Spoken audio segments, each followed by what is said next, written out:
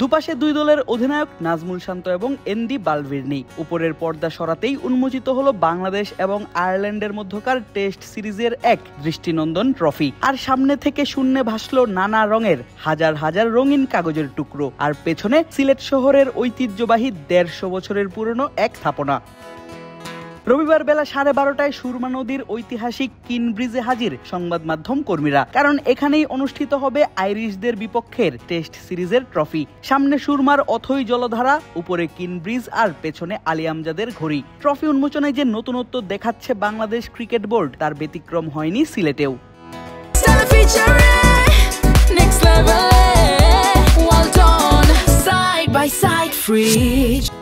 ঠিক সময়ে একসঙ্গেই উপস্থিত হন দুই দলের দুই অধিনায়ক। আলী আমজাদের ঘড়ির সৌন্দর্যে মুগ্ধ হয়ে বেশ কয়েকবার পেছনে ফিরে তাকালেন আইরিশ ক্যাপ্টেন বালভির্নি। অবশ্য ব্রিটিশদের মুগ্ধ করতেই তো এই ঘড়ি নির্মাণ করেছিলেন তৎকালীন জমিদার আলী আহমেদ খান। বড়লাট লর্ড নর্থব্রুক সেই সৌন্দর্য দেখে মুগ্ধ হয়েছিলেন 1874 সালে। 151 বছর পর ঠিক একই স্থাপনা দেখে মুগ্ধ হলেন নর্থব্রুকের অনুজ বালভির্নি।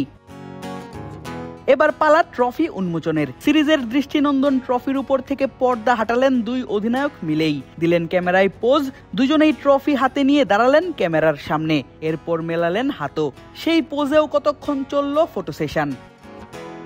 শুধু যে আলী আমজাদের ঘড়ি তাই নয়, অপর পাশের কিন ব্রিজকে পেছনে রেখেও ছবি তুললেন দুই অধিনায়ক। অবশ্য আলী আমজাদের ঘড়ির মতো এই ব্রিজটিও নির্মাণ করা হয়েছিল আরেক ইংরেজ মাইকেল কিনের নজর কাড়ার জন্যই। এই স্থাপনাটিও যে বেশ পছন্দ হয়েছে আইরিশ অধিনায়কের, সেটা অবশ্য আলাদা করে বলার অপেক্ষাই রাখে না। দল সিরিজে যেমন পারফরমেন্সই করুক না কেন, বিগত কয়েকটি সিরিজে বেশ নান্দনিকতার পরিচয় দিয়েছে বিসিবি। ঢাকা, চট্টগ্রাম কিংবা সিলেট যেখানেই আয়োজিত হয়েছে খেলা, সেখানেই পুরনো ঐতিহাসিক স্থাপনার সামনে তোলা হয়েছে দুই অধিনায়কদের নিয়ে ছবি। ঢাকার লালবাগ কেল্লা, চট্টগ্রামের সিআরবি অথবা সিলেটের কিন ব্রিজ ও আলী আমজাদের ঘড়ি, দর্শকরা দেখে হয়েছেন মুগ্ধ।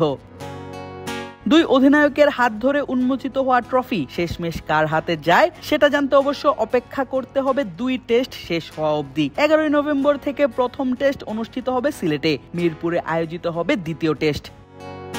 প্রথম বাংলাদেশী হিসেবে মুশফিকের 100তম টেস্ট, আশরাফুলের নতুন দায়িত্ব, শান্তর অধিনায়ক হিসেবে প্রত্যাবর্তন কিংবা মোহাম্মদ সালাউদ্দিনের বিদায়। আয়ারল্যান্ড সিরিজে দর্শকদের জন্য অপেক্ষা করছে একাধিক রোমাঞ্চ।